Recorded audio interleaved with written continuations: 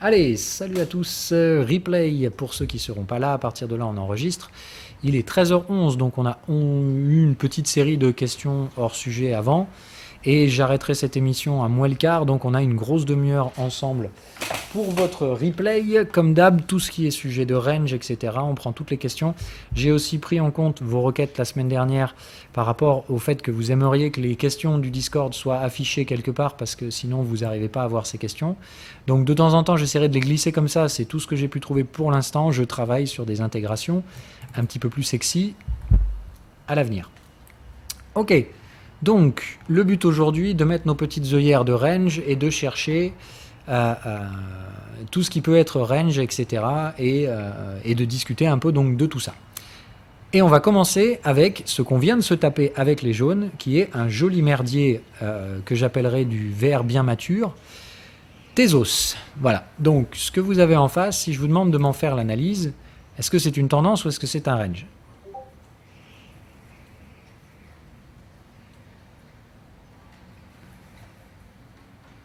Et ça peut pas être une tendance. Alors c'est quoi ton prénom ? Parce que je sais pas lire l'arabe, je suis désolé. Iliane. Donc, ça peut pas être une tendance, parce que les indications de tendance, enfin, toi, le principal indicateur que tu utilises dans le range, d'accord, rappelle-toi, hop, pardon, attends, oui, ça je le vire, ok. Donc, le principal indicateur que tu vas utiliser, c'est est-ce que je suis en tendance ou pas, et à défaut, en fait, tu vas être en range. Toi, les ranges sur lesquels tu vas trader les troisièmes bornes doivent remplir deux règles. La première, c'est que ça doit être précédé d'un mouvement tendanciel.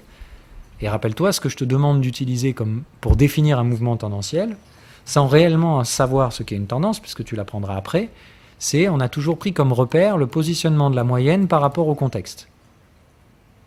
Jusque-là, ça va ?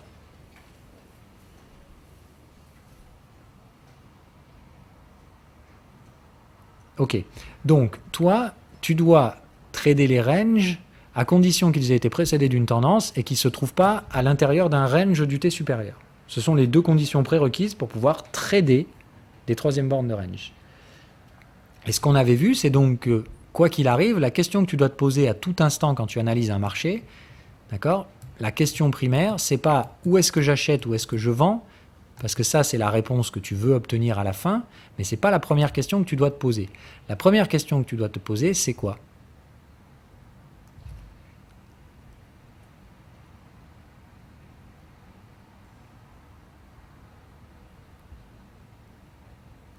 Voilà, quel est mon contexte ? Donc ici, tu as deux options que tu connais, d'accord, qui sont la tendance, merde, je vais y arriver, et le range. Ah, punaise, je galère avec les raccourcis. Ok. Donc la tendance, punaise, pourquoi ça ne veut pas switcher ? La tendance et le range. Ok ? La tendance, c'est-à-dire que dès que tu détectes un comportement tendanciel, une moyenne qui se trouve sous un contexte, etc., tu vas attendre que cette tendance se neutralise. Tu vas donc attendre des troisièmes bornes de range. Donc quand tu obtiens la réponse c'est une tendance, ce que toi tu dois faire immédiatement après, c'est attendre. D'accord ? Toi ici, tu vas attendre. Bon, je te schématise ça, 3 petits points. Tu vas attendre de trouver des ranges. Parce que toi, au début, le schéma tendanciel ne t'intéresse pas. Donc, si tu réponds à la case tendance, toi, ce que tu fais, c'est que tu attends de neutraliser cette tendance pour trader la troisième borne de range qui suivra. Ça marche ? Ok. Est-ce qu'il n'y a que ces deux options-là ? Est-ce que c'est que tendance ou range ? Alors, il y a le chaos, voilà. Alors oui, il y a la bulle. Donc, le principe de la bulle, c'est que donc, si tu arrives dans un schéma... Oh, pardon.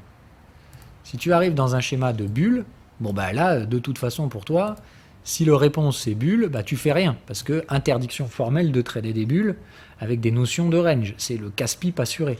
Donc tu fais rien du tout et tu n'essaies surtout pas de trader les troisièmes bornes d'une bulle. Voilà. Si ça part complètement en couille, que les contextes se font arracher la gueule support et résistance, tu laisses béton, tu cherches pas à faire des troisième bornes là-dessus. Voilà. Tu changes d'actif, tu changes de time frame ou tu changes d'actif. Mais ne m'appliquez surtout pas les troisième bornes dans des bulles. De toute façon, normalement, il n'y en a pas, les troisième bornes dans les bulles. Ou alors, ça s'appelle un dead cat bounce. Et c'est pas tout à fait une troisième borne. Ok. Donc, bulle, on a dit, tu trades pas. Mais qu'est-ce qui reste d'autre? Donc, effectivement, il y a la partie KO. Tout ce qui est autre chose. Voilà. Mais si tu n'es ni en tendance, ni en range, d'accord? C'est-à-dire que tu ne peux pas trader la troisième borne parce qu'elle n'est pas précédée d'une tendance. Ça laisse en fait une autre option ici, qui est, ça remplit aucune des autres conditions. C'est pas forcément chaotique, ça rejette les contextes, exactement ce qu'on a sur Tezos. Mais c'est pas suffisamment haussier puisque la moyenne n'arrive pas à s'extrapoler. Donc comment je fais dans un marché pareil?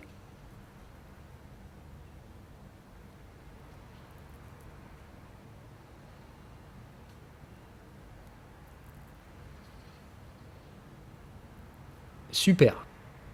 Bon, ben voilà. Moi, si vous arrivez à faire ce genre de réflexion, c'est que vous êtes très bon parce que vous avez commencé à comprendre.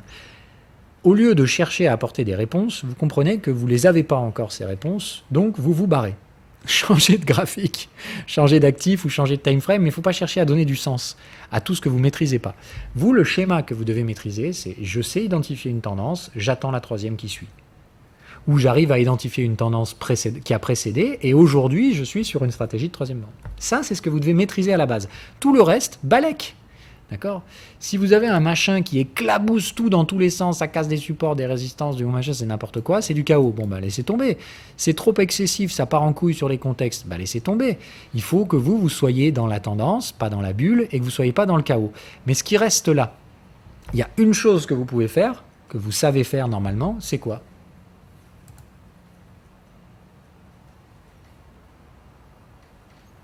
Quelle est la seule action que vous pouvez réaliser quand votre machin ressemble à un range, mais qu'il n'est pas précédé d'une tendance?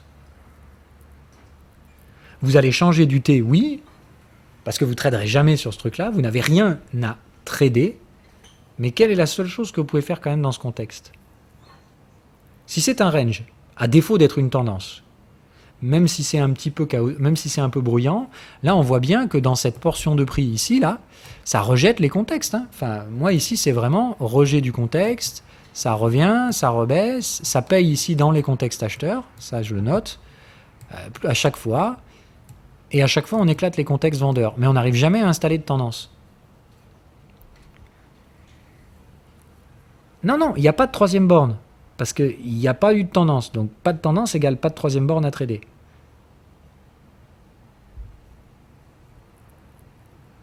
Non. Tu sais pas faire acheter les bornes bases d'un truc pareil. Je t'ai jamais appris à faire ça. Donc tu traites jamais un truc que tu sais pas faire. Super. Comptez les bornes. Et la seule chose que vous pouvez faire sur un machin comme ça, identifier le point bas. Point bas, il est là. Ok. Ici, on est venu chercher le contexte, on n'a pas fait de nouveau plus bas, et puis on a cassé dans un deuxième sens. Voilà vos bornes de range sur Tezos. Et là maintenant, on est déjà de nouveau sur le contexte résistant. Ça, vous savez faire normalement. Est-ce que vous sauriez le faire, ça? Ou pas? C'est le cours qu'on va faire aujourd'hui, du coup. Est-ce que tout le monde ici saurait compter les bornes de la même façon que moi? Alors, si tu as débuté hier, c'est un peu la galère, c'est normal.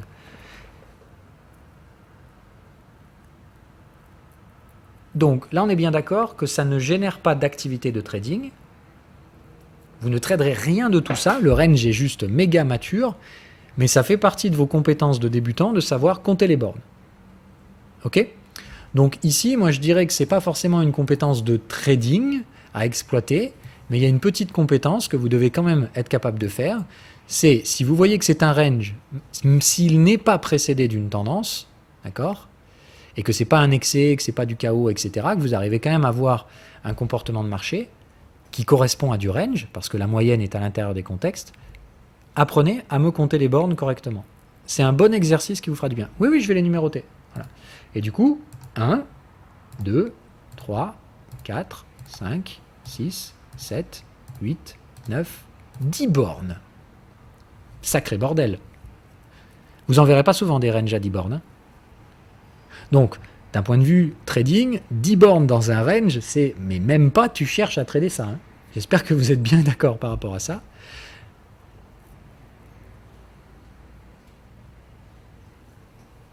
Alors, les numérotés, ça ne va pas vous aider, ça vous servira plus tard quand vous serez expérimenté.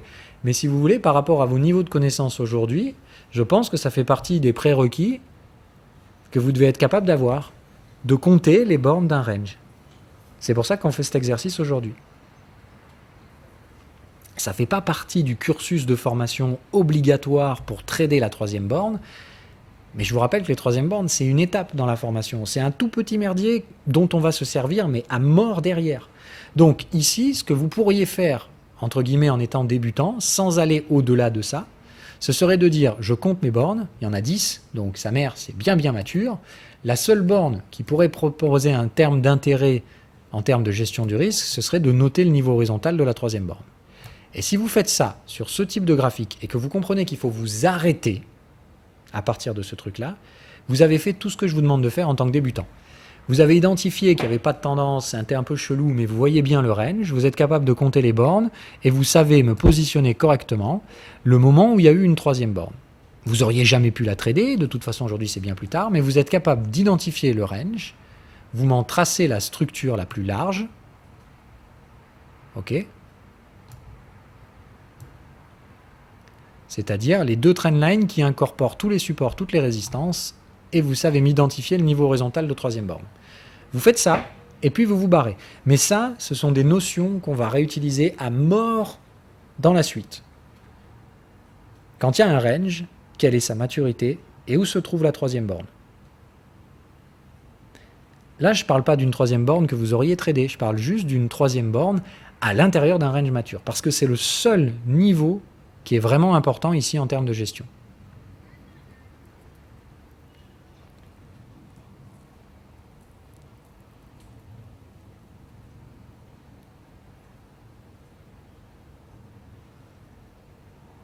Alors, reformule ta question, Eliane, s'il te plaît. Sa question, c'est une borne est comptabilisée quand elle est touchée. C'est trop vague. Je ne suis pas sûr qu'on se comprenne bien correctement.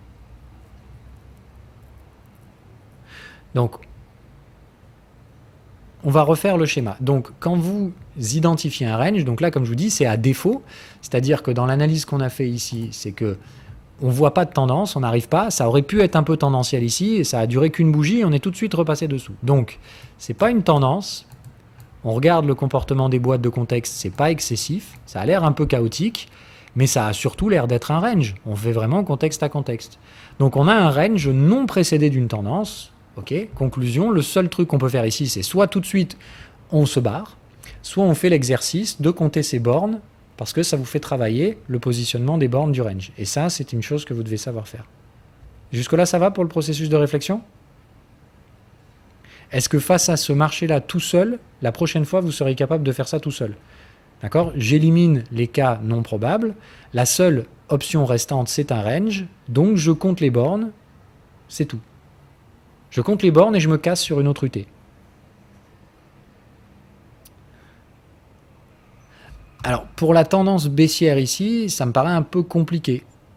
Parce que, oui, il y aurait un petit sentiment de tendance baissière ici, mais c'est vraiment très court. Très très court en fait. Et puis dès que la tendance pourrait s'installer, elle squeeze, et puis ça repart dans l'autre sens. Donc ça, c'est juste typique d'un range sur l'UT supérieure. Hein. Voilà, on va pas se mentir.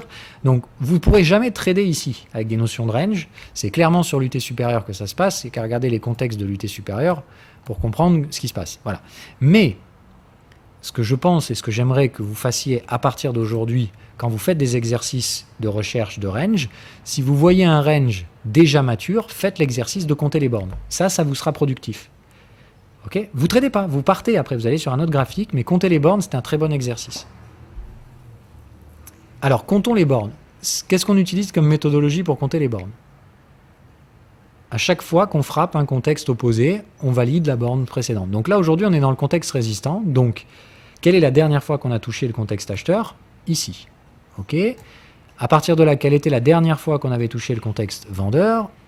Ici. Quelle était la dernière fois qu'on avait touché le contexte acheteur? Ici. Quelle était la dernière fois qu'on a touché le contexte vendeur? Ici. Acheteur, vendeur. OK. Et là, ici, on a une règle que vous connaissez. Qu'est-ce qui fait que tout à l'heure j'ai rajouté 2 bornes ici? Là, il y en a parmi vous qui le sauront peut-être pas. Mais normalement, les verts, voilà, le savent tous. Alors, caché, je préfère qu'on utilise tous les mêmes terminologies. Mais voilà, 3e borne en retard. Quelle est la pattern de cette 3e borne? Quel est le schéma qui doit se mettre sur le graphique pour que vous puissiez dire qu'elle est bien là? En retard égal, vous ne pourrez jamais la trader en temps réel. Vous ne pourrez voir l'existence de cette borne supplémentaire ici qu'après.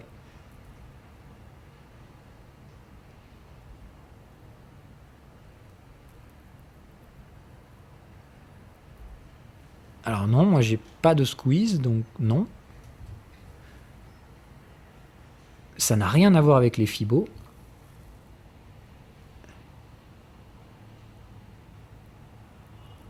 Alors, ouvrez bien grand vos mirettes. Ça, c'est à apprendre par cœur. Hein, d'accord? Le schéma de la 3e borne en retard par rapport à celui-là, il y en a plusieurs des 3e bornes en retard. Voilà, Pilou vous l'a mis. Ok? Dans l'étape, dans l'ordre, ok, il faut que vous veniez chercher le contexte. D'accord? Venir chercher le contexte ici, ou s'en rapprocher de manière significative. C'est pas obligé de rentrer dedans. Mais je viens chercher le contexte, je casse au moins une ligne de tendance, d'accord? C'est-à-dire, voilà, il faut qu'on voit le changement de rythme. C'est-à-dire là, on avait des creux sommets méga descendants, là, vous voyez bien que d'un coup, on casse le rythme. Ok? Donc, je viens chercher le contexte, je change le rythme qui précède, normalement est baissier dans ce cas-là, je me replie sans retourner le contexte, je ne fais pas de nouveau plus bas, et dans un second temps, je viens casser le plus haut précédent et retourner le contexte. Ok? C'est-à-dire qu'au moment où vous cassez le plus haut précédent, il faut retourner le contexte. Bon, là, il s'est retourné un peu avant, mais on s'en fout. Ok? À ce moment-là, vous devez casser le plus haut précédent et avoir un contexte qui se retourne à l'achat. Ça marche? Quand vous avez cet enchaînement logique, ok? J'ai un point bas majeur, je retrace jusqu'au contexte, mais pas suffisamment pour le retourner. Je me replie à la vente. Ok, ça peut former un range, peu importe. Ici, soyez pas trop formel. Et je reviens dans un second temps attaquer le premier sommet que j'ai fait en cassant le canal. Et cette fois, le canal se retourne. Dans ce cas-là, quand vous avez cassé le canal et que vous cassez le plus haut précédent, vous pouvez placer ici votre 3e borne en retard. Enfin, sur le point bas qui s'est formé entre les deux. Ça marche? Alors, préciser sur le schéma, la borne 2, pas de retournement de contexte. Ben, là, c'est plus de dire que si tu retournes le contexte, dans ce cas-là, c'est une 3e borne normale. Tu vois ce que je veux dire? C'est plus de dire, là, il n'a pas besoin de le préciser, parce que, en soi, voilà, si tu retournes le contexte, c'est une 3e borne classique, point barre.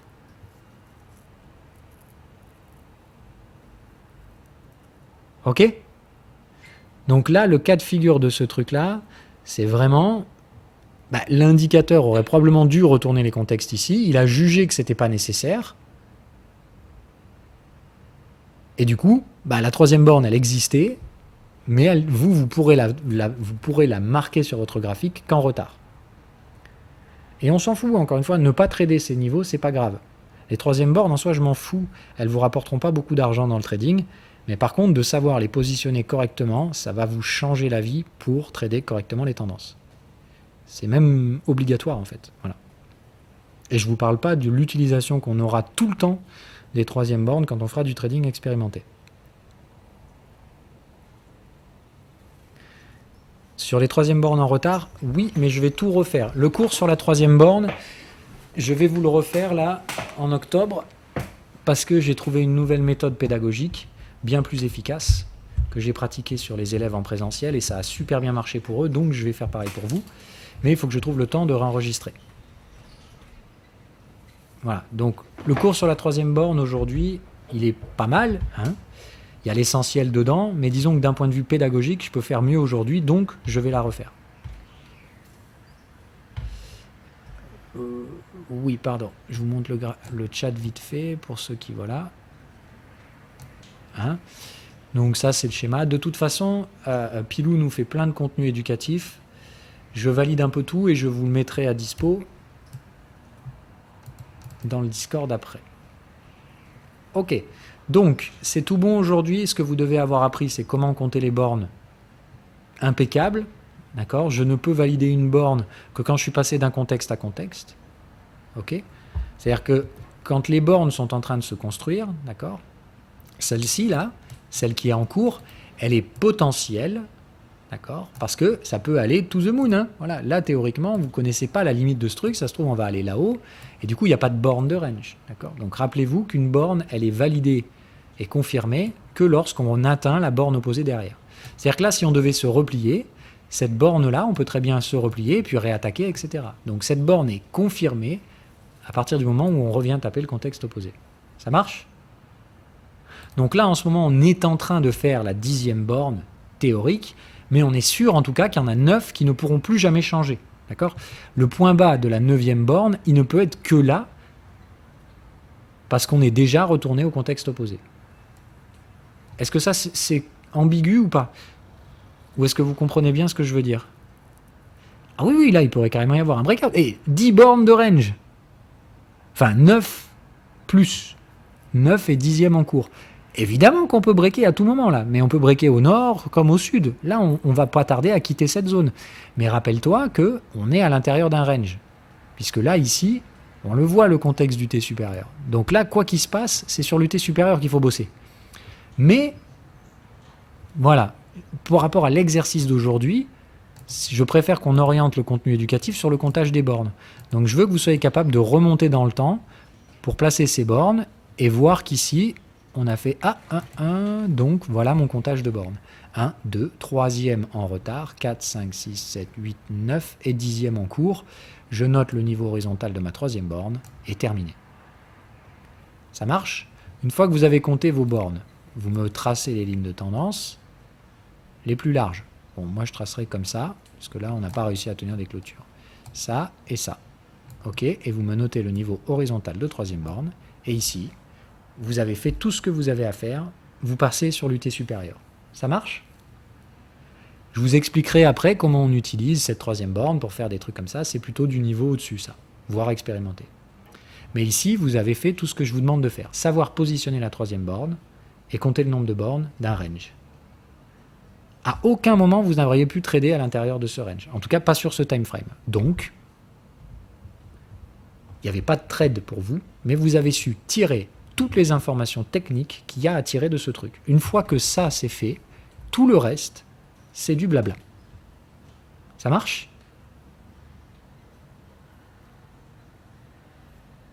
La qualité du stream, ça va pour les autres ou c'est que Numos ? Ok. D'accord. Donc, pour ceux qui aujourd'hui ont répondu non quand je vous ai demandé si vous étiez capable de faire ce truc-là tout seul, est-ce que maintenant ça change ? Est-ce que là maintenant vous serez capable de refaire cette analyse tout seul sur un autre actif ?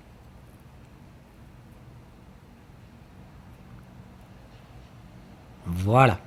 Tentez le coup. C'est ça qu'il faudra faire. Vous faites corriger par des verts ou des jaunes, peu importe. N'importe qui a un niveau supérieur au vôtre doit normalement être capable de corriger correctement. Et c'est comme ça que vous progressez, les gars.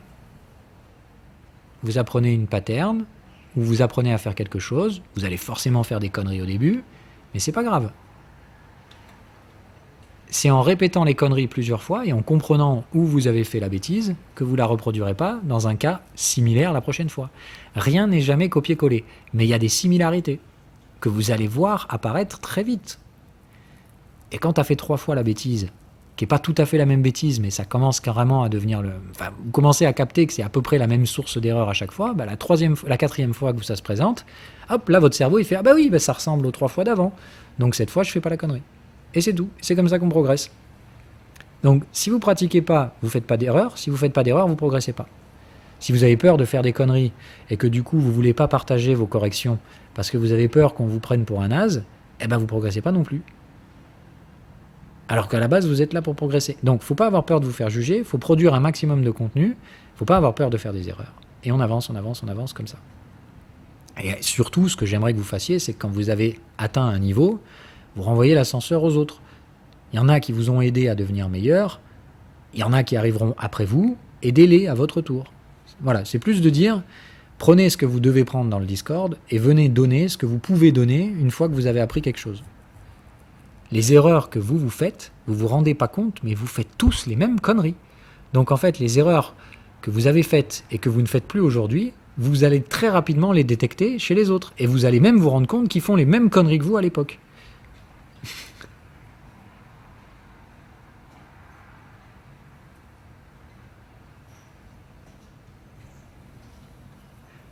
Alors, peut-être pas aujourd'hui parce que ça va vous bourrer un peu le crâne. Ou alors on le fait en fin d'émission et on le retravaillera la semaine prochaine. Alors, par rapport au schéma de troisième borne en retard. Donc, il y a la première qu'on a vue ici, ok, qui n'est pas très compliquée, puisque c'est toujours ce même schéma. Hein. C'est-à-dire que vous allez avoir votre contexte. Comment je vais schématiser ça? Alors, je vais faire ça, voilà. Donc, vous avez votre contexte, ok, qui est baissier, comme ça, ok. Vous avez votre prix qui a baissé ici, ok, et qui va revenir toucher sans retourner, ok, qui va se replier sans faire de nouveau plus bas, ok. Là, il faut que vous ayez cassé une ligne de tendance, hein, je vous rappelle. Donc ici, il faut casser quand même un minimum de quelque chose. Ok, faut que le rebond se voit par rapport à ce qui se passait avant. Ok, on fait un nouveau point bas. Donc les points critiques que vous devez retenir sur cette pattern, c'est donc je casse un petit quelque chose, je rebondis sur le contexte mais je ne le retourne pas, je fais un creux plus haut que le creux précédent. D'accord, c'est vraiment mince, ok. Donc je fais bon sang un plus haut que le précédent, ok. Et dans un dernier temps, je vais recasser le plus haut ici, d'accord. Le troisième point il se situe ici, et ce qui nous intéresse c'est que tu casses le plus haut précédent, et à ce moment là, d'accord, tu vas renverser le contexte à l'achat.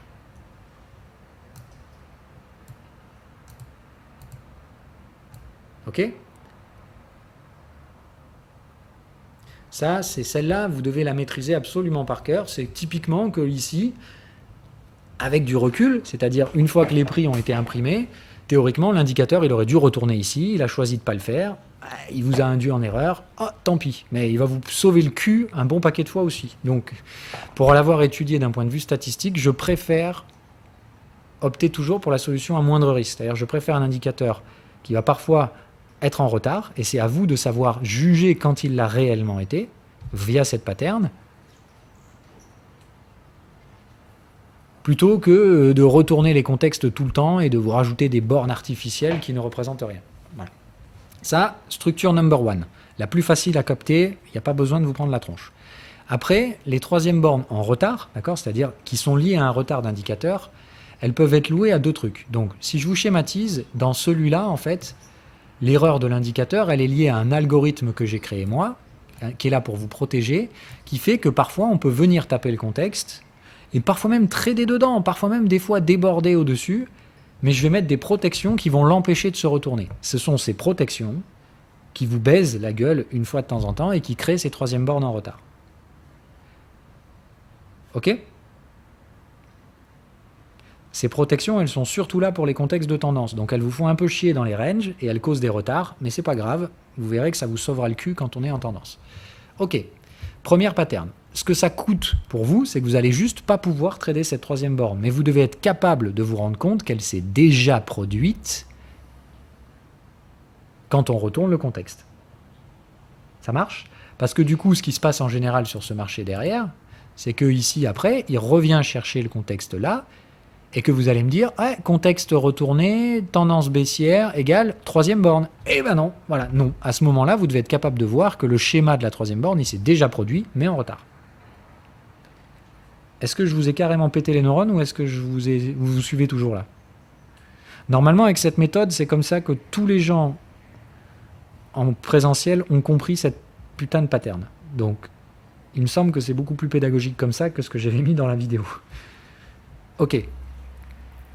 Donc, si aujourd'hui vous arrivez à me retenir celle-là impec, ça suffit. Ok. Il y en a deux autres qui sont liés à deux autres types de retard de l'indicateur. Ok. Le premier, c'est que les prix vont bouger tellement vite, d'accord? C'est-à-dire, en général, vous allez avoir une tendance qui est lente comme ça, et d'un coup, poum, vous prenez un shoot, et la troisième borne, elle revient très vite. Ok. Et là, dans ce cas-là, bah, lui, l'indicateur, il n'aura jamais le temps de recaler les canaux de tendance correctement. Ok. Donc là, vous allez avoir une troisième borne en retard, qui se situera, pardon, ici. Ok. Et celle-là, le truc que vous n'arriverez pas à avoir ici, c'est probablement le fait qu'elle reviendra jamais taper le contexte vendeur, celle-là. Soit parce que le contexte, il se sera même pas retourné parce que ça sera allé tellement vite, soit parce que le contexte va se retourner sur la bougie suivante, c'est-à-dire qu'ici, vous avez donc votre contexte acheteur, ok, ça se retourne très brutalement, et du coup, le contexte vendeur, il va être là. Et on n'aura carrément jamais le temps de venir le retaper ici. Donc, vous aurez une troisième borne en retard, qui va généralement respecter les niveaux Fibo.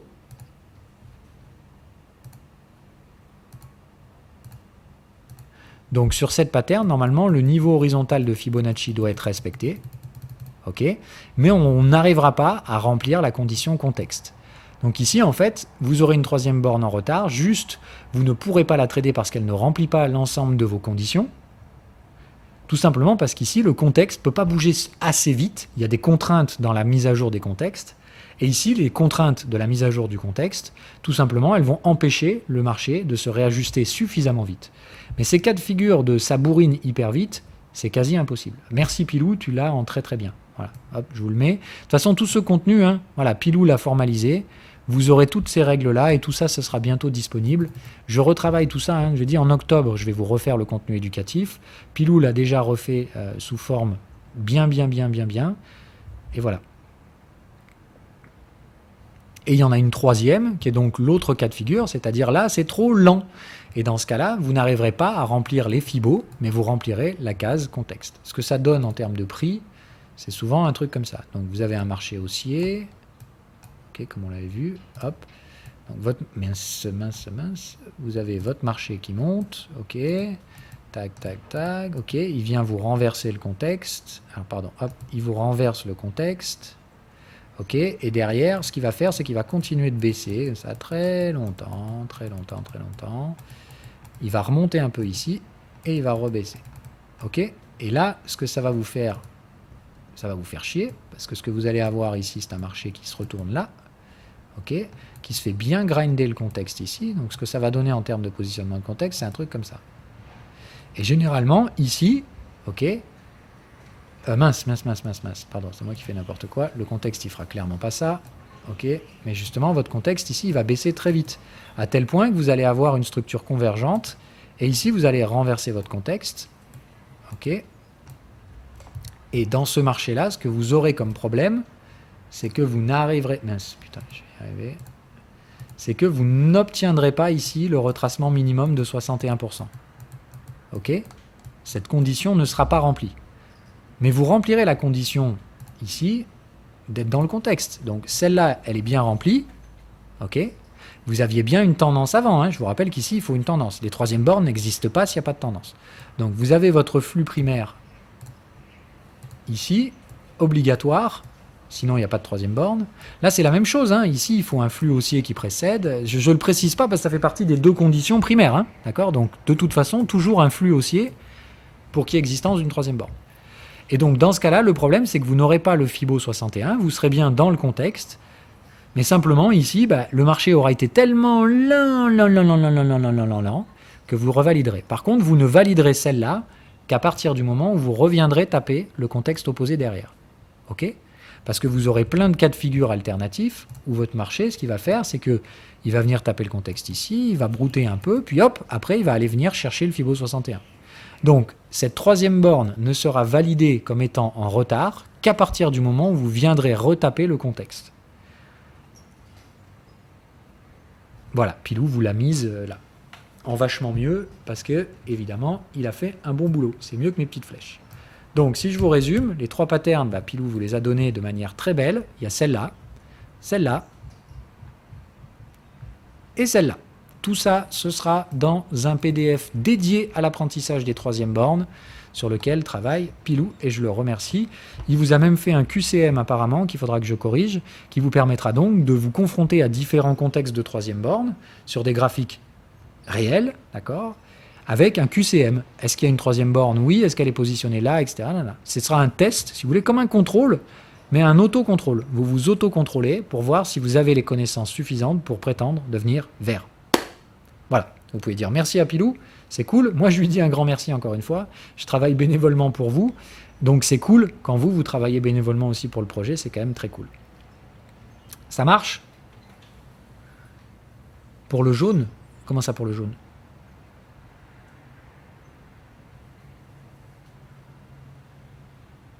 Donc, d'ailleurs, soit dit en passant, je vous rappelle que quand vous voulez remercier les gens dans le Discord, vous avez plein de façons de faire. Vous pouvez juste dire merci, puis vous pouvez aussi demander à Pilou, par exemple, s'il a des comptes chez certains brokers, pour que si vous ouvrez des comptes, vous pouvez lui demander ses liens d'affiliation, etc.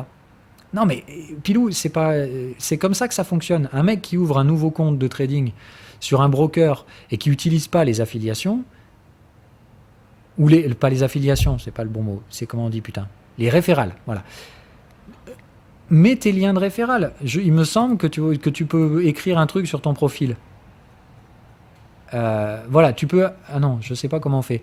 Mais il me semble que si tu vas sur ton profil, tu vois par exemple si moi je vais sur mon truc FilairX, il me semble que tu peux... Merde. Il me semble que tu peux écrire un truc, non ?